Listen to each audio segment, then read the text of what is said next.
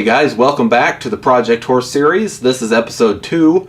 Part 1 here focuses on Tangle. Both horses have kind of merged off on their own separate tracks. They've gone about separate paths in a way of how they're responding to the training, as is pretty typical. Each individual horse responds in a different way. And Tangle, with kind of the baggage that she brought to the table and the unique issues that she has, we're gonna look at that, and we're gonna kind of hopefully show you guys, what we've been doing in the first episode, and how we've changed that now into the second episode. Because at some point you got to get out of the cutesy fuzzy stuff and get something done. And so hopefully this will show you kind of how we've morphed from setting her up as best we can, kind of trying to fill as many holes in our kind of mental foundation as we can. And hopefully we can show you how we've gone from that to now transitioning into, okay, hey, I've got as good of a foundation reestablished as I can, and now we need to actually go and do something. There are expectations, and we have a job to do. So we've just begun that path. We've just merged onto that, and we're starting that transition. So hopefully we can kind of invite you guys in and bring some value here and show you on this particular horse that, that brings these type of issues, or maybe you have one that has some similar issues to this. Maybe you can pick up a few things here and there that we're doing with Tangle that might work for your own horses. So thank you very much for tuning in. It means a lot to us. All right, let's go ahead and jump right on into it here. So I'm excited to bring you the second video here of Tangle, and I'm really looking forward to get your guys' feedback on this one, because I really am I'm really liking the direction that Tangle's going. We kind of got lucky with this particular horse, because she brings kind of a unique set of problems and circumstances to the table that I really want to show to you guys, and kind of show the things that she does, the reasons we're doing A or B or whatever, and get your guys' feedback on that. So I started out the ride there, just softening her head and neck just a little bit. I like to do that with all my horses. It just sets the tone for the ride, just getting them, just kind of plants a little subconscious seed. Hey, when I pull, you give. It just kind of sets the tone, but I'm not going to sit there for 5-10 minutes and drill on it. This horse is 5 years old, and she's got many years of riding ahead of her. There is nothing to be gained by softening the head and neck till the cows come home every time I get on this horse. She didn't walk off when I got on this horse's back. She was standing still. She was relaxed. I checked it. She was good. Let's go ahead and move on. So moving forward here, I'm going to go ahead and just at the walk kind of soften that rib cage around my leg just a little bit, just kind of warm everything up kind of nice and slow. And while I'm doing that, I'll kind of go into where we're at and where we've been with this particular mare. So where we've been up until now, everything that we've been doing has revolved around, it's okay, you can handle that pressure, there's nothing out to get you, I'm your friend, buddy. It's been just retraining those mental patterns, those thought patterns in this particular mare. Getting her to understand that every time she's in a bind or she feels pressure, she doesn't need to react and fight. And so that's been going well to a point, but she's reached a point now where she's about as happy and accepts pressure about as well as she ever will. And so there comes a point now where I need to move on and actually start training on this mare and stepping her up, because she's not going to willingly get better herself or step up herself. That's my job, to identify, okay, we've maxed out the current program, and now we need to step it up to the next particular level. So she still moves her tail, she still chomps on the bit, she's still kind of busy-minded and unsettled, but there's only so much better that's going to get. Some horses switch their tail, others don't. Some develop that habit, and once it has started, you're not going to fix that. Some horses are really bad about gapping their mouth, and then once they get soft and pliable, that goes away. Others chomp on the bit a lot, and that's just because they're real busy-minded and unsettled and unhappy, whatever, and that doesn't go away, even when you teach those horses what to do when they're in a bind, how to give, whatnot. And she's kind of like that. She still moves her tail a lot, she chomps on the bit and whatnot, but it's gotten to the point where it's as good as it's going to get. You can see her there kind of wringing her tail every time I use my legs, but she's no more twitching her skin every time that she feels my leg pressure. She's no more kicking out at my leg or pinning her ears when we go to lope off or shaking her head. None of that real obvious behavior where she's really trying to tell me, hey, I don't like anything that you're doing. Leave me alone. I just want to go back on the couch and watch TV. None of those reactions are coming out of her anymore, because she has kind of understood, okay, there's no fight to be had here. I don't need to fight. I need to think my way through the situation, not react. So she's reached a point now where I need to kind of quit dawdling around and just sidestepping some issues and actually get into the training. I actually need her to say, okay, now that we're buddy-buddy and you understand what I pull and you give, you understand what that means. That's nice. But now I actually have to remind you that, hey, we have a job to do. And so I need to be able to come out here with some expectations and get some work done. So I've moved on now from softening that rib cage forward and around, just checking that a little bit, to now turning it into, some people call it a poor man's side pass or a 2-track, whatever. I would call it a 2-track.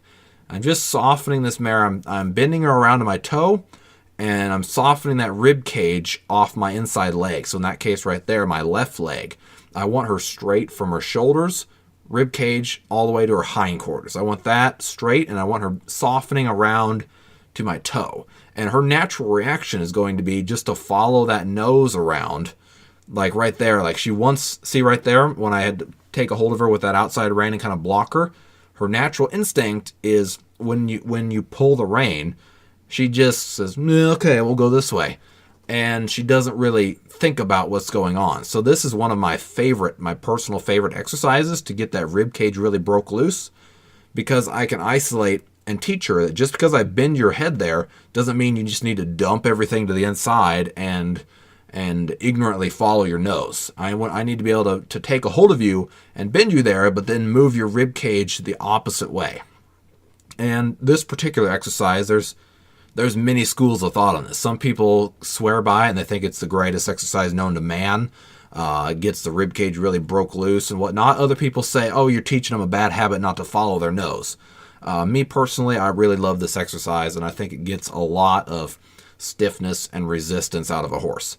Especially with her, you notice that every time that I go to take her into a bind here, for the most part, she loses that forward motion, and she wants to get really sold up against my leg. So anytime that she does that, I'm going to use my inside leg and a little bit outside leg, especially my inside leg, a little more aggressively, and get her going forward.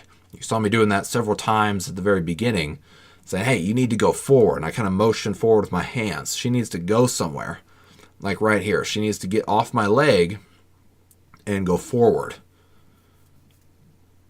So as I'm going around, I'm doing a lot of giving her little mini releases. I don't want to stay in there. I'm not happy with anything that she's doing, but that's kind of irrelevant. I'm trying to find a starting point. So I do lots of get a little bit better, turn loose. Get a little bit better, turn loose.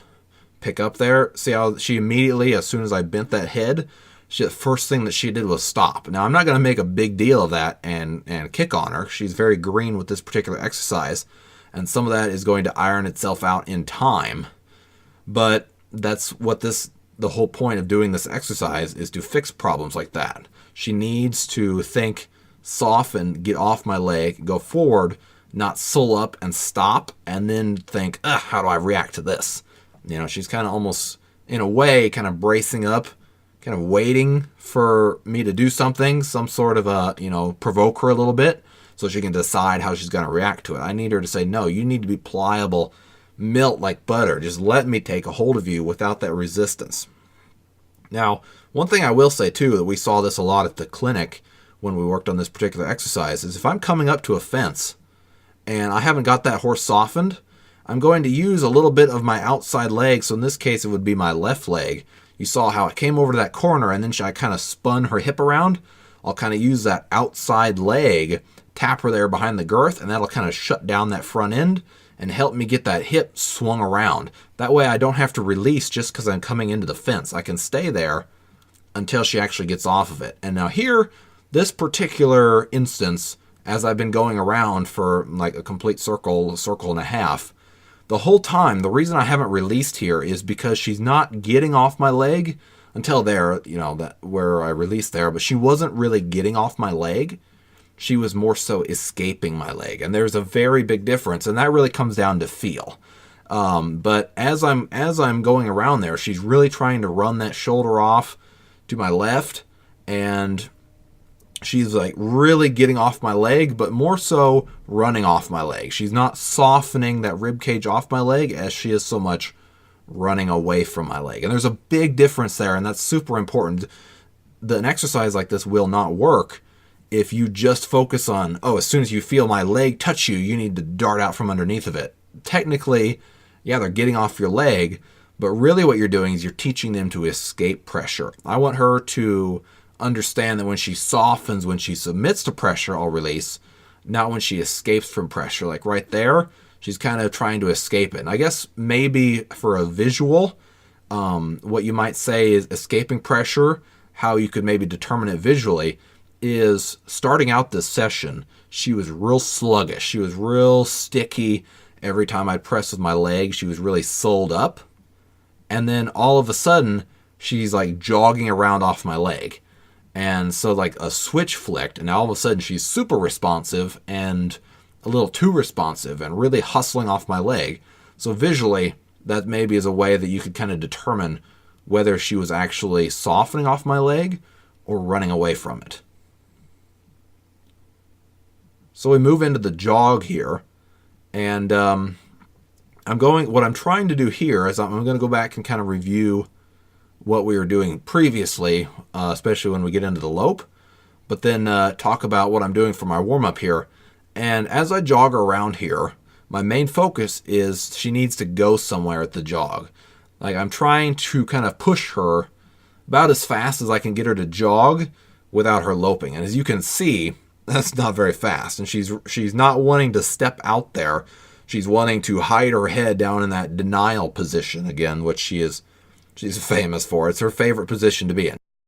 Rather than stepping out, kind of striding out and covering some ground with this jog, she's trying to turn it into like a little hoppy, cartoony lope.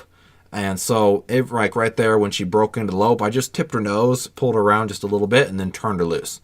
I need her to get going somewhere. This mare, any time that she ever feels pressure, and even right now when I'm just jogging her around and kind of bumping her with my legs, that pressure gets her all sold up, and she throws her head down and tucks her nose in, and she's all in denial.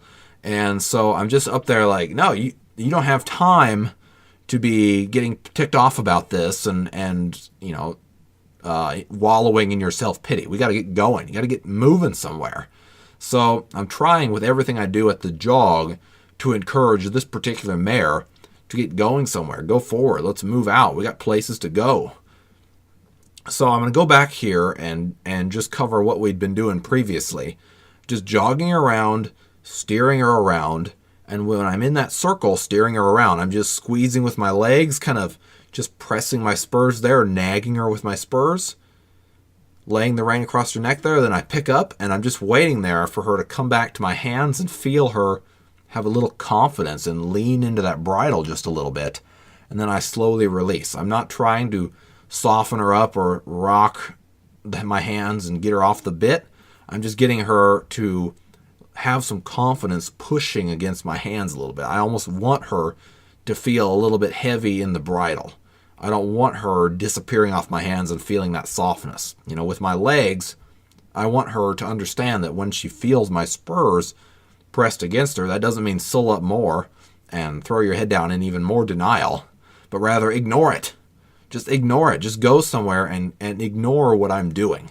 Let me move around up here without always provoking some sort of a reaction out of you. It's all about just ignore me as the rider.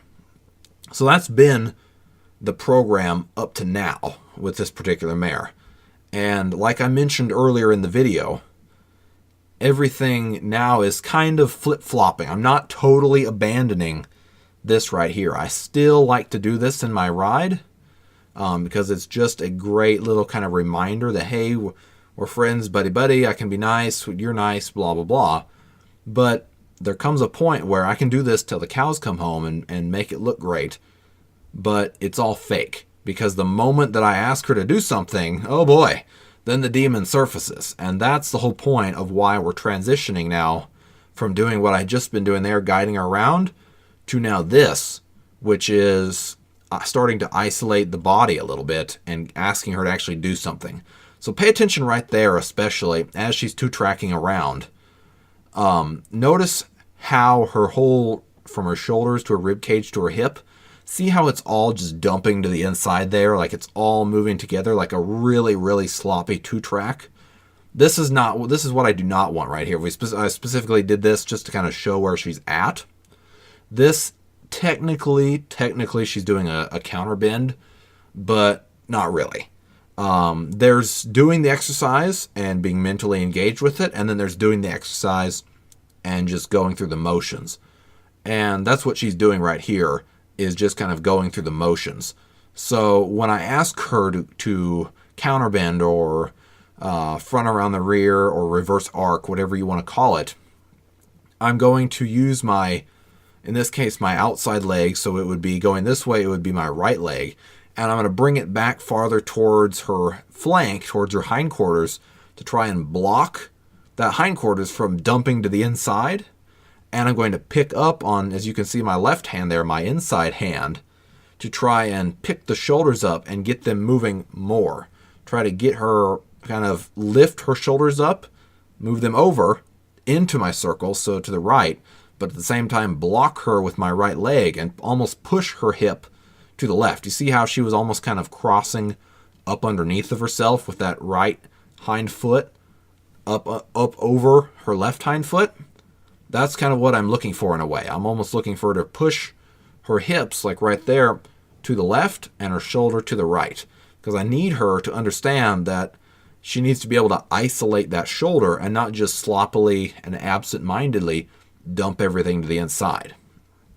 And again, the whole point of doing this with this particular mare is, yes, body control is important, but more so, it's about, okay, I've gotten you as happy as you can be, and now I have expectations and we have a job to do, so we need to go and do it.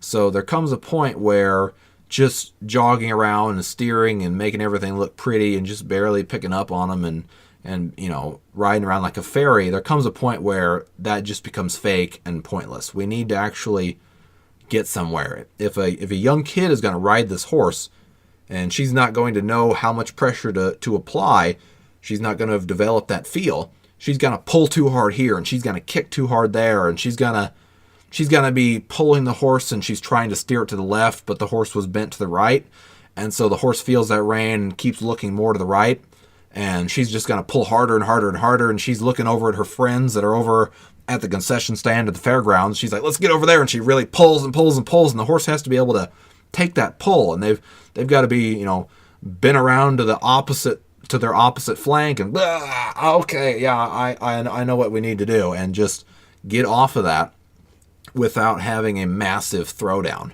And so that's the whole point of this, is you need to be able to now handle pressure.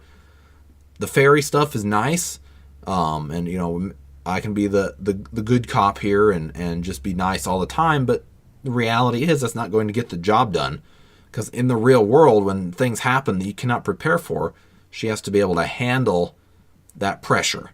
And so if this horse is going to be something that like a young kid is going to ride, and they're going to pull the wrong way, the wrong time, and too hard, and they're not going to be paying attention to what the horse is doing, like that that last scenario I gave you where they want to go one way, the horse was looking the other way, and then they reef him around with the reins like an old Western movie. They got to be able to handle that. And so we need to prepare our horse for that, rather than just make everything look pretty and then wonder why it completely falls apart when somebody else gets on the horse.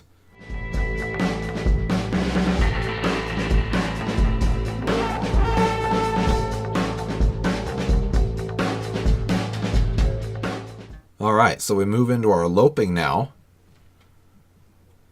And what we're going to start off with is kind of where we were at in the last video, and we'll kind of begin with kind of the loping drills that we did previously, and then go into what we're doing with her now. So I like to start off, just lope her off and see what we've got. That's basically what we're doing here, is just see what we have to start off the session. Is she running off? Is she spooking? Is she throwing her head down in her stereotypical denial position, or her trademark denial position? What is she doing? And it starts off the ride like, okay, let's pick up the lope and, let's just lope around a little bit. It doesn't always have to be I'm training on you, I'm training on you, I'm training on you. That's good. Training on them is good and it is necessary, but it can't be all the time. Every time that I ask her to do something, it can't be bend, soften, left, right, turn, go, let's go, hustle, hustle, hustle, get off me, whatever. It can't always be that. There has to be a little bit of give and take there, where we just have some friendly time, where you just turn her loose and say, all right, let's just lope out a little bit. So we're reviewing here like previously, just like I did at the jog, what we'd been working on, where I steer her, and then I just take a hold of her. Once I steer her, take a hold of her, and I just wait for her to relax and get kind of numb to my legs. So I'll steer her, and then I'll pick up, and I'm just waiting for her to almost have a little confidence in my hands, lean down on that bit just a little bit, and ignore my legs. When I press with my spurs there, I don't want an immediately reaction, or her to twitch her skin, whatever. I want her to just let me take a hold of her there, and I'm not looking for her to disappear off my hands and soften into her chest. I'm not looking for that. I want her to actually kind of push on it a little bit and have a little confidence. Just because I take a hold of your face doesn't mean you need to disappear and cower in fear and wallow in your self-pity and hide. No, push on it a little bit. Let's go out there. Almost root your nose against it a little bit. Now, I say that with some caution, because I don't want you to go out there, oh, okay, Luke says let's teach our horses to root their nose out on the bit. No. This particular horse that is so just sucked back with everything, just rocked back with everything and shut down, I need her to have a little confidence. I need her to be raising that head up, pushing down a little bit on the bit, like rooting her nose out, getting that pull up. I want her to think more out here, out forward, because right now everything is so back. Everything is just really sucked back and shut down. So with her, I want everything like out and forward. So that's the whole point of picking up on her.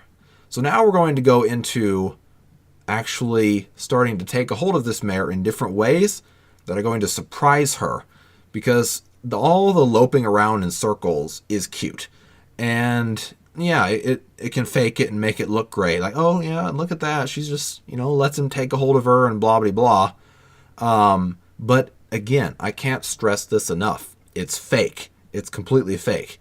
If I actually put somebody else on there and that just picked up and pulled, she'd throw her head upside down and have a total field day. Like, she wouldn't know what just hit her. So I need to actually start asking this mare to do something. I need to start having some expectations, and I need to transition from, cutesy, I'm your buddy, just let me handle you and apply pressure without a meltdown, to now, okay, I'm going to step up the level of pressure, almost poke you in the eye a little bit, provoke you in a way, but I've set her. Here's the key. Yes, like, for lack of a better word, poking her in the eye or provoking her, but there's context to this, and that's the important thing I need you guys to understand. I've, up to this point now, all of the loping around, just getting her to ignore me and lean on my legs, lean on the bit, kind of stiffening her up, all of that has been in preparation for this. You don't just get on a horse and just go and start provoking them and say, okay, here we go, let's get in some fights and get this thing trained. No, that is not how this works. I set her up to understand that when she's in a bind and when she feels pressure, that she needs to think her way out of the situation. And because I've set her up for that, I can now step up my expectations and, in a way, provoke her and see what she does, but I have something to fall back on. I've laid the foundation to where it's not going to be a complete meltdown, because when she gets lost, the first thing that she's going to fall back on now is, oh, okay, I remember this. Let's see, what have we been working on the past few weeks? Oh, every time that I feel him pick up on me and pull, if I just kind of ignore it and just relax and just wait there and just submit to it, it goes away. So mentally, I've set her up for this. I've been teaching her that every time that she tries to get bracy and fight me, nothing becomes of it. So she's ready for this because I've prepared her for the situation. You don't just walk in the ring and say, all right, poke you in the eye, see what you do, and then train based on their reaction. No, you set the horse up for the best success that you possibly can before you set them up, so you have something for the horse to revert back to. It's like taking notes almost in a way. So she has something to fall back on when she gets lost, but the chances of her getting lost are fairly slim because we've been working so much on retraining those mental thought patterns. So what I'm doing here is just loping her around and then randomly taking a hold of her in a different way. Whether I pull her into the fence and I turn her around on my foot, or pull her around there into a reverse arc, whatever it is, I'm just trying to lope her around and then all of a sudden, without warning, take a hold of her. So I'll lope her along the fence here. I like to do a lot of pulling them into the fence, and now that particular time I pulled her away from the fence just because I had been pulling her into the fence quite a bit and she was starting to anticipate that a little bit. Now you see me there rocking my hands back and forth. What I'm doing, I'm not jerking on these reins, I'm not bumping on them. I'm just slowly rocking them back and forth, encouraging her to sit back on her hindquarters in that rollback. Like you see there how she just dumped everything down on her front end and it was like really quick. That's a byproduct of a lot of rolling them back into the fence and hustling them off the other way. If you do that now, again, it's very necessary exercise, I think, for like a young colt. It's a very easy way to redirect their feet. But if all you ever do is tip their nose, roll them back into the fence, and hustle, get out and go the other way, like right there, they learn a very negative habit of just dumping everything on their front end very quickly and ducking the other way into the fence. So what I'm doing there is, like this time in particular, I jogged her around, but I had been spinning her around, bending that nose around to my toe, and I'm just rocking my hands back and forth to encourage her. That just applies a little bit more pressure, at her in her mouth to encourage her to think back, to rock back over her hind end. I mean, this horse, I'm surprised it doesn't just run around on its front end because this horse is so naturally just down and heavy on its front end. So every chance I get that I pull it into the fence, I'm going to stay there until she softens around, not down and in, but around to my toe and sits back over her hindquarters. Everything that she does is always on her front end. When she's jogging around, when she's loping around, everything is just down on the front end.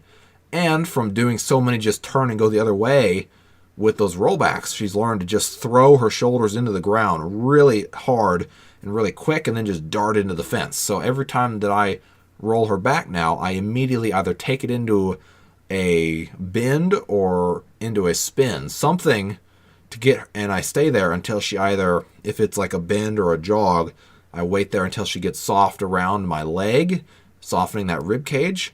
Or if I take it into a spin, like right here, I'm going to wait until she gets soft around my toe, but also rocks back on her hindquarters. So I'm just going to wait there, and I'm just rocking my hands back and forth a little bit to encourage her to think, sit back. I'm trying to remind this particular mare that she has hind legs. Like she almost doesn't even realize that she has a hind end. So I'm just going to stay there until she rocks back, and then once she does finally rock back, then I'll let her go. And it doesn't matter if that takes one spin or 101 spins. You just wait there until they rock back. And it's not about a speed thing. I want it to be a control thing. I don't want her to be spinning 100 miles an hour. That's not the point of this exercise.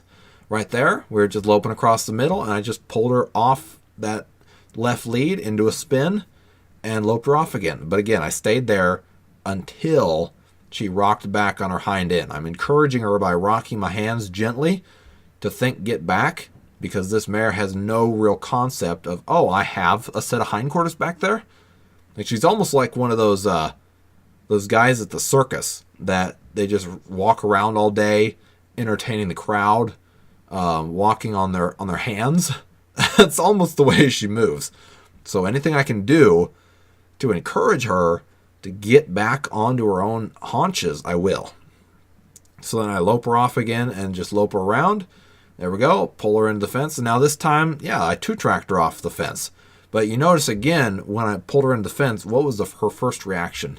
It was a bit hard to tell. You could only, but you could just imagine if the sound, if we had like a lapel mic, you would have heard just the front end come crashing down into the ground. You could kind of see it, but it was just everything dumped on her front end first before her hind end actually hit the ground. So everything I can do, again, to soften up that rib cage or rock her back on her hindquarters, I will. And I two-tracked her away from it because every time that I pull her into the fence, I don't want it to be a spin. I need to... Creativity is your greatest ally.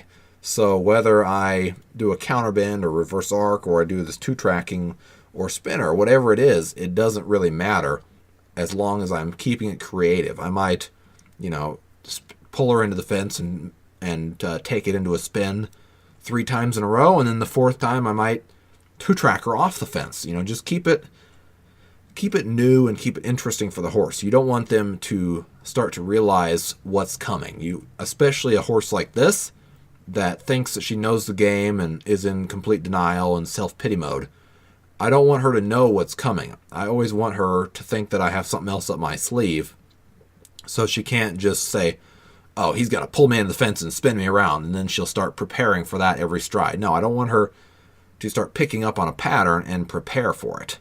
So it's up to me to keep things creative. So right there, I just loped her around and then just pulled her down into a jog. Mix it up a little bit. And just see how she would handle that if I pulled her down from the lope to the jog. Because again, it's one thing to pull them left and right in a transition and pull them around into a jog. But what are they going to do if their head is straight and they have the leverage and you pull back? Will they break down to a jog for you? Or will they throw their head upside down? That's another area I want to check. I don't always want to be pulling them left and right. Sometimes I need to pull straight back and see what I have when I test that button as well. Then I loped her off again and picked up on her. So right here I'm waiting because she's a bit flustered with what she's doing, and she's not quite relaxed and just letting me handle her. So I'm going to wait here until she relaxes and just lets me handle her. There we go.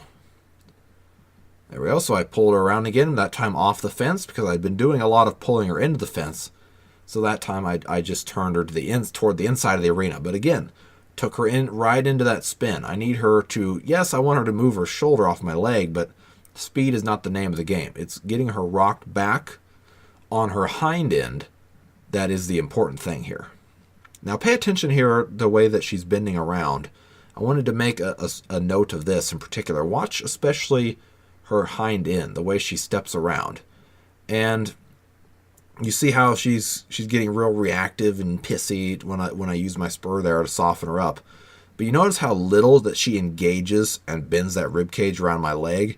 Like, watch her hind feet as she steps around. She doesn't want to bring that inside hind foot up underneath of herself. She wants to step around with her front end, but she wants to just let her rib cage back to her hindquarters just drag along like it's almost like a semi-trailer. It just follows along wherever the front end goes, but she's not actually engaging it. I need her to step that hind end up underneath of herself when she's bending around. I need her to engage her whole body, not just her front end. So I'm going to come back here now and do a little bit of two-tracking and focus on moving that rib cage off my leg, and especially getting that hip stepped around so I can try and teach her to engage that hind end. I don't want her to have it just follow wherever she goes. She needs to actively use her hindquarters. I cannot stress that enough. The hindquarters is such an important issue, and I need her to learn how to actively use it, not just have it follow along like a passenger. So I'm gonna two-track her here a little bit, and then we're gonna come back to our bending, and I want you guys to take a look at that and just kind of see where she's at, and kind of the difference between what we had before and then what we finish off with, and how this two-tracking really affected that. Well, here's a good example on this two-tracking of waiting until she stops trying to escape my leg and actually submits to it. So I'm just waiting there until she gets over that little frustrated and real reactive, where she's really just hustling way more than I asked her to. I want her to just walk. I didn't ask her to jog there in the beginning, so I have to wait there until she gets off of it and just submits to it and relaxes, not runs away from it. So right here, she's really trying to run her shoulder off to the side, and I had to wait there until finally there at the end, she had like 2 steps where she finally caught her hip up and she slowed down her pace a little bit and came back to me. So I'm going to stay here. I'm looking for that hip to engage. She always wants to run her shoulder off to the side and leave her hip behind, because again, she has no idea that it's back there. So I have to constantly be reminding her that, hey, you have a set of hindquarters. You were given this for a reason. You might as well use them. So now we'll go ahead and bend her around again, and let's just see if that made any difference. Pay special attention to that hindquarters as she's stepping around. You see that? See how much more engaged she is stepping around there? That's what I like to see. Her actively using herself. Like right there. That was a good, right there again. You could really see her stepping up underneath of herself, and that's what I'm looking for in a good bend. She's really getting off my leg, suppling that rib cage. All right, so let's go ahead now and move into our turnarounds. And so I'm going to start off the turnaround here, just walking her forward and around and working on getting that rib cage off my outside leg. Before, we just kind of walked around and fiddled around and just got her to handle me being there and applying pressure. But now we're actually going to start getting a little bit pickier about actually her moving off my leg, especially outside the turn. Before, it was just all about just get her to handle that pressure. But now we're going to be a little bit pickier about her actually moving off my leg, because as you see her turning here, she's real bound up. She's all bent around. Her rib cage is hung way to the outside. So we need to start addressing that, and we're going to do that outside of the turn. So I started it there just by asking her to start the turn, and if she walked out of it, I backed her up there a couple steps, asked her for the turn again, and then once she did start to turn, I just let her go just to see what we've got. So that was kind of a turn to set the tone, I guess, for the lesson. So now we know what we've got. Now we actually know what we need to work on, which is getting that rib cage off my leg. But that's the same thing. It comes out everywhere. It comes out her at the canter. It comes out bending her around at the walk. It comes out when we're two-tracking her. It comes out everywhere. So the fact that it's in the turn is, it's expected. It's nothing is surprising there at all. And if we can fix this or work on it or address it in the turn, it's going to make everything else better. The way that she does, if there's a glaring problem somewhere, if you can address it in that area, it's going to make everything else better. Especially with a horse like her, that her moving and softening that rib cage is, lacking in every area of her ride. So every area that we can address and work on is going to make every other area just in turn better, just the way that the cards fall. So I start out outside of the turn, and then I'm going to ask her to turn here, and I'm going to let her fall apart as she's stepping around here. Let her get kind of bent out of shape and bound up, and then I'm going to pick up here and kind of straighten her head and neck up, and I'm going to use my leg to make sure she doesn't slow down. Whatever pace that she had before I picked up, she needs to maintain that pace now as we're turning around. So I'm using my outside leg to not only set the pace, but I'm trying to bump here with my spur and get that rib cage straightened back up underneath of herself. Now, I couldn't get it done there in the spin. She was way too resistant about it, and there's only so many times that you can spin them around before you just need to cut your losses, get out of it, and fix it in an arena where you can win the game, which is outside the turn, because we've done plenty of work on that. This is the first time now that we're actually addressing it in the spin itself. So anytime that I can't get it done here in the turn, when I pick up like right there, I pick up, if I can't get her straightened back up in the actual turn itself, just get out of the turn, walk her forward and around, and soften the rib cage up out there. You've never released the pressure here, so as long as you don't release until she gets off of your leg the way you need her to, then she doesn't get a win until right there when she did it correctly. Then you can set her up for the turn again and see what she does. And again, I'm not looking for perfection here, for day one, softening her up in the spin, but I'm trying to eventually get her to where I can turn loose and get like a couple steps, a step or two, of her staying fairly straight through her body and not completely falling apart.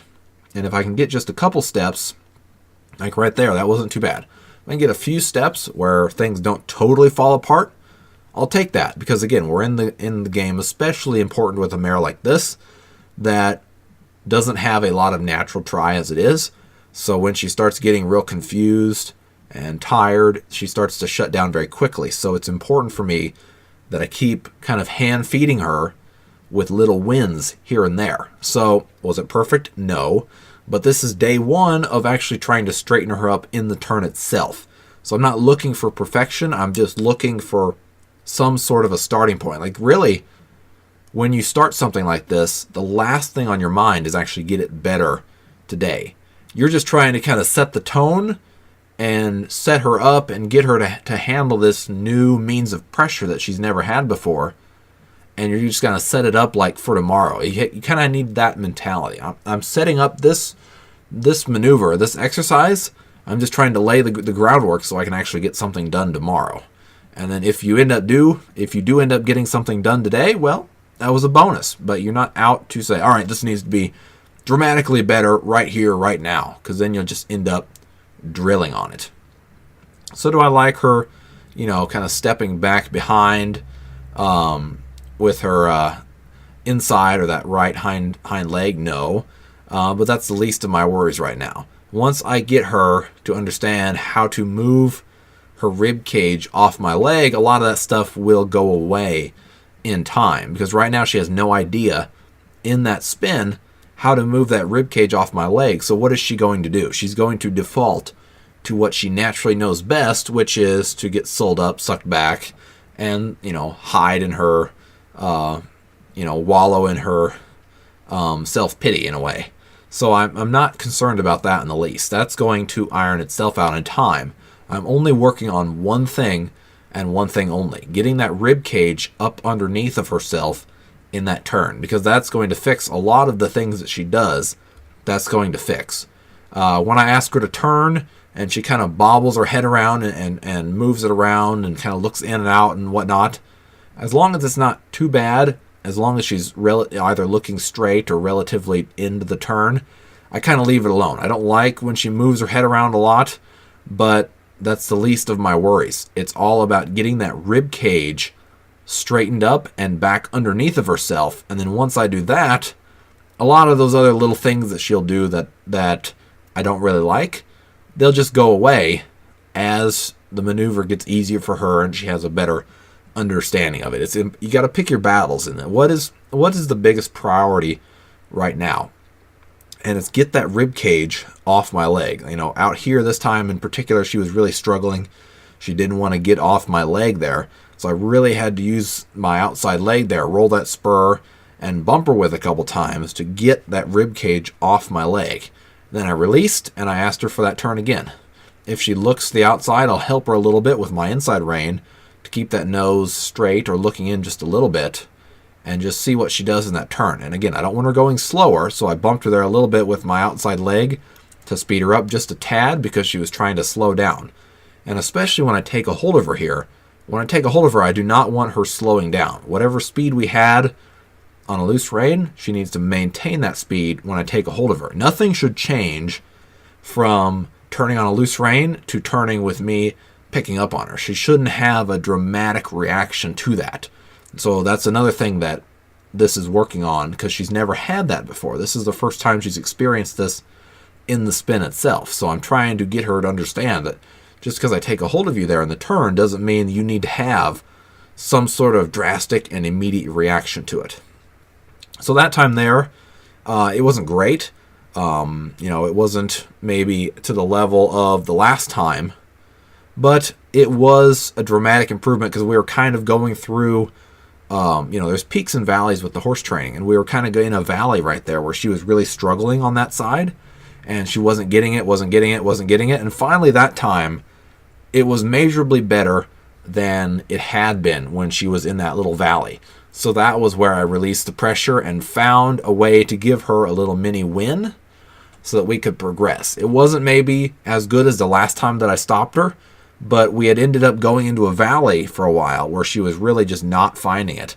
So I had to take a little bit of a try there as a way to show her, oh, you win, you won the lottery, great job, that's exactly what I need.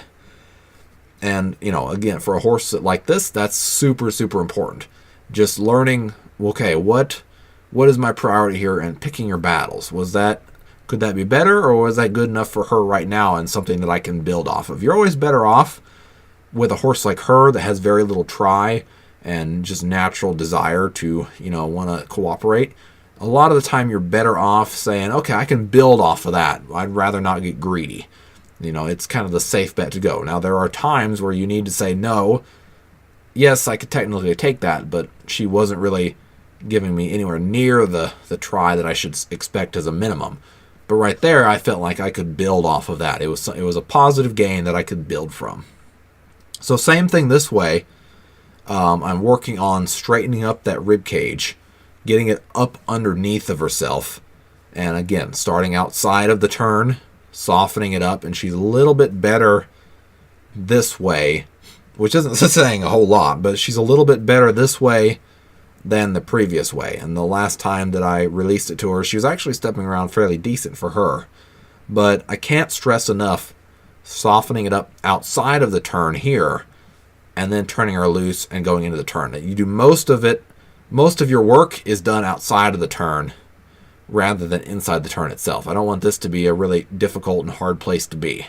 There, that wasn't too bad. You could see as her hindquarters faced the camera that she was a little bit bound up and overbent, but not too bad. It's something that I can build from and get better tomorrow and continue to make progress a little bit every day. So what I like to do with this particular mare is finish off my rides by going back to like the jog and the walk, and just coming back and just breaking things loose again in a more controlled environment, a little bit slower for her to understand and allow her to mentally digest it. This is a mare that, let's see if I can put this nicely. She's not the brightest when it comes to handling pressure, obviously, but she's not one of those type of horses that you can go lope around and gallop around and get them going like on a kind of a mental high, and then put them away if they did good. Just, wash them off, put them in the stall, and then get them out the next day, and they're like, okay, what are we doing today? Like, she does not handle that. She's not honest in that respect. There's, no harm, no foul. That's just the way that she is. So I have to be diligent about finishing every ride off slow, and like her mind by the end of the ride is going really fast. It gets wound up with everything that we do. And so now I have to go back and mentally unwind that and force her to slow everything down so that she'll come back in a good frame of mind tomorrow or the next session, if that makes sense. So what I'm working on here is just kind of jogging her around, walking around, and just picking up on her, just pulling her into the ground, backing her up. But in that backup, rather than just backing her up, I need her to engage in a new way. Just backing her up straight is not going to get anything for this particular mare. She's had plenty of that, and I'm not going to be able to offer her anything new in the backup. So I want to isolate the shoulder in my backup. So you saw there, I picked up on the inside rein and out to the side with my right hand, or the outside rein.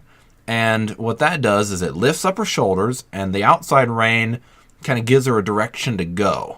And then I use my inside leg, in that case would be my left leg, to apply pressure right there behind the girth until that shoulder moves. Now, it's literally almost like, the kind of the same rein motions in a way as like a counterbend, but what I'm looking for in the backup, I don't want her to like back around in a circle doing this. It's more like, picture her backing on a set of railroad tracks.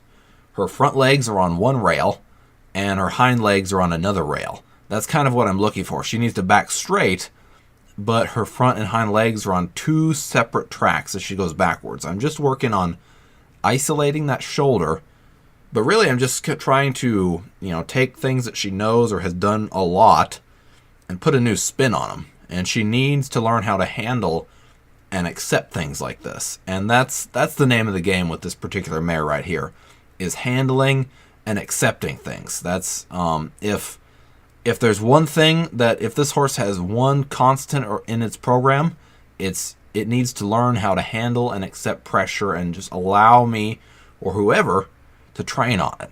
This horse's program, what we've been doing before in like the previous episode, was like going into a classroom and just throwing out all the crap that was in there, throwing out all the video game magazines and the movies and whatever else is in there, rearranging the desks, mopping the floor, replacing the chalkboard, putting new chalk up there, and just bringing in textbooks, making it a functioning classroom. That's what we did previously. Just go in there and retrain her mental habits.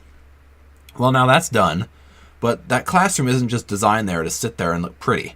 It's designed there for a purpose, a job, to teach students, to teach children, whatever. And that's this particular horse. It's no different. She has a job to do, and so there comes a point where we can't just go and fiddle-faddle around and ferry around and try and look pretty. She has a job to do, and so we need to start preparing for that. We can't just throw her in a high-pressure environment with a strange rider and expect her to handle that. It's our job to prepare her for that situation.